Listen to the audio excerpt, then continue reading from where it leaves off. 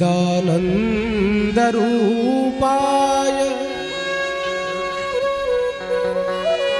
विश्वोत्पत्त्यादिहेतवे तापत्रय विनाशाय श्रीकृष्णाय वयं नुमः।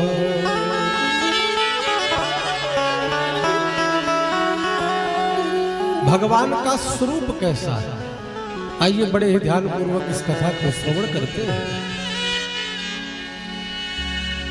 कहा कि भगवान का स्वरूप कैसा, बोले सच्चिदानंद रूपाय।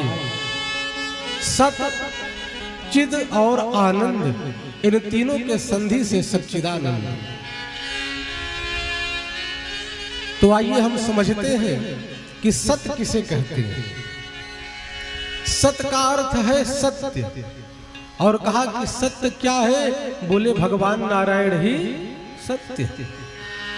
इसलिए जब हम लोगों के जीवन में कुछ मांगलिक काम करने की इच्छा जगती है, प्रेरणा होती है, तो कहते हैं कि भैया बहुत बड़ा न करो, सत्यनारायण भगवान की कथा सुनो। तो सत्य क्या है, बोले भगवान ही परम सत्य। सत्य का अर्थ अविनाशी, जो त्रिकाला बाधित सत्य है, जो इस सृष्टि के पहले था और आज सृष्टि है तब पर भी है, और जब सृष्टि नहीं रहती है तब भी जो रहता है, वह कौन, बोले वह सत्य भगवान सत्य स्वरूप है।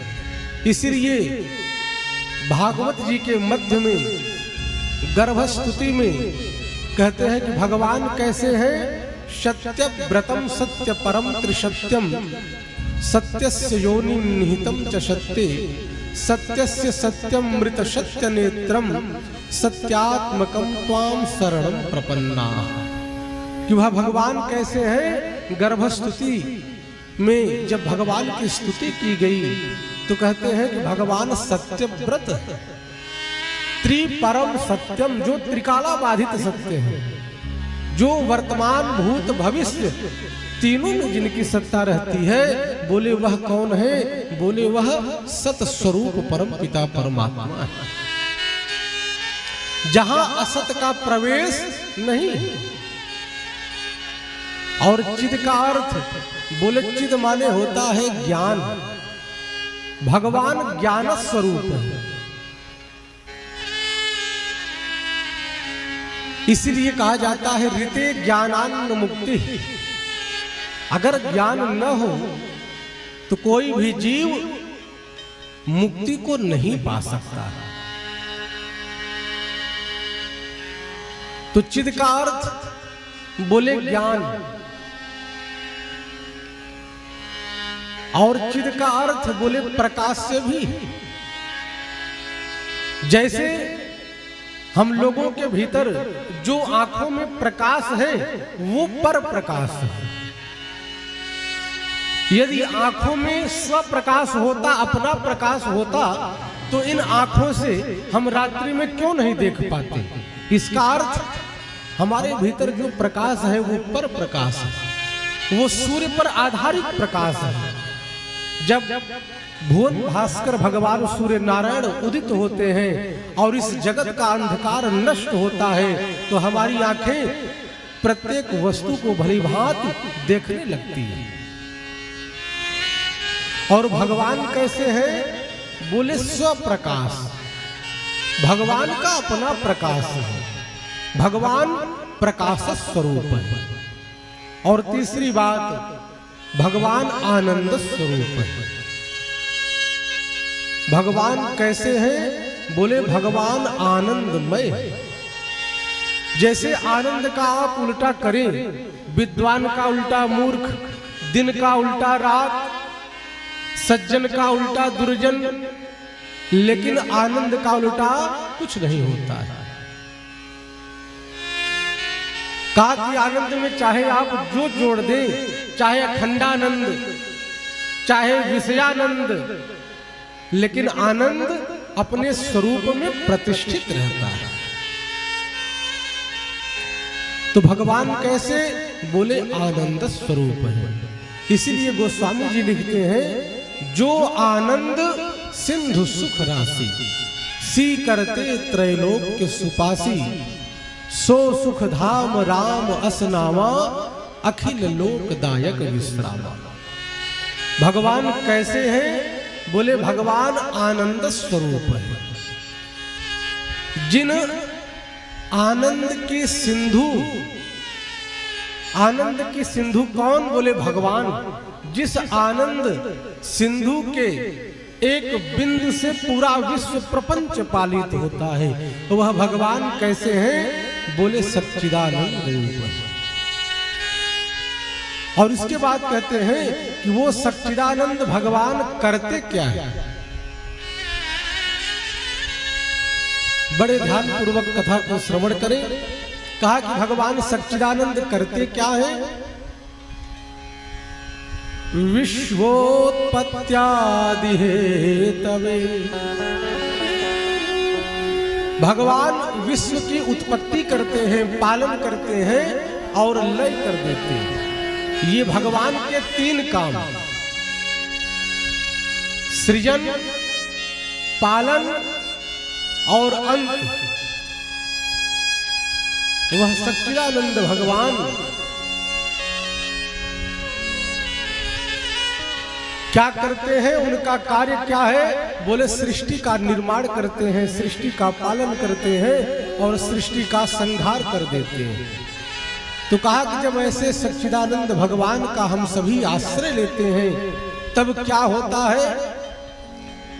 तापत्रय विनाशाय, तीन प्रकार के जो ताप हैं वह नष्ट हो जाते हैं।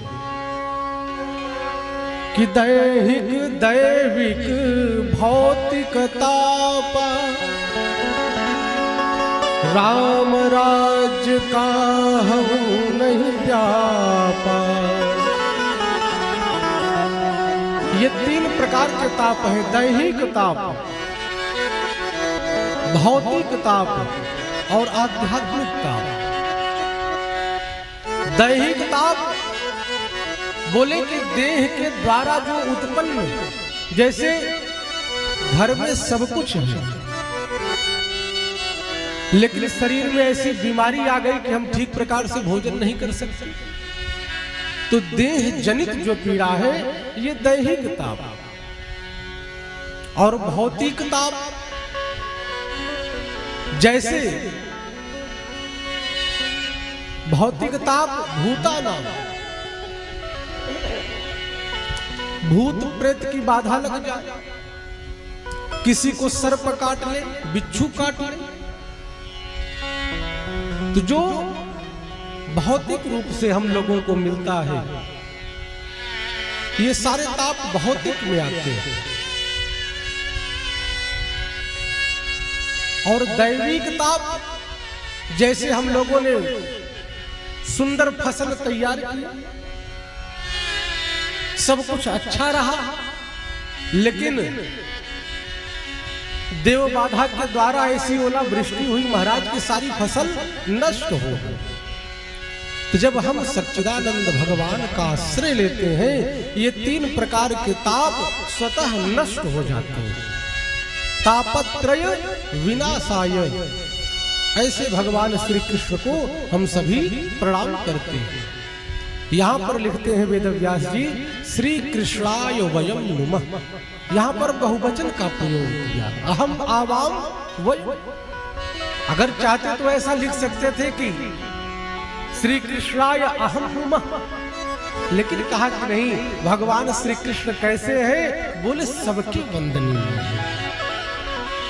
और यहाँ पर अकेले श्री कृष्ण को प्रणाम नहीं किया, चाहते तो लिखते कि कृष्णाय वयम नुमः, लेकिन यहाँ श्री लगा करके यह बताया कि भगवान अकेले अच्छे नहीं लगते हैं, नीरस लगते हैं। तो श्री का अर्थ बोले राधा रानी, जो भगवान की आह्लादनी शक्ति है, जो करुणा की प्रतिमूर्ति है। राधा का उल्टा धारा, जहां से कल्याण रूपी धारा निकलती है और प्रत्येक जीवों पर करुणा करती है। वो राधा। श्री कृष्णाय वयम नुमः राधा सहिताय। ऐसे भगवान राधा कृष्ण को हम सभी प्रणाम करते हैं। बोल राधा कृष्ण।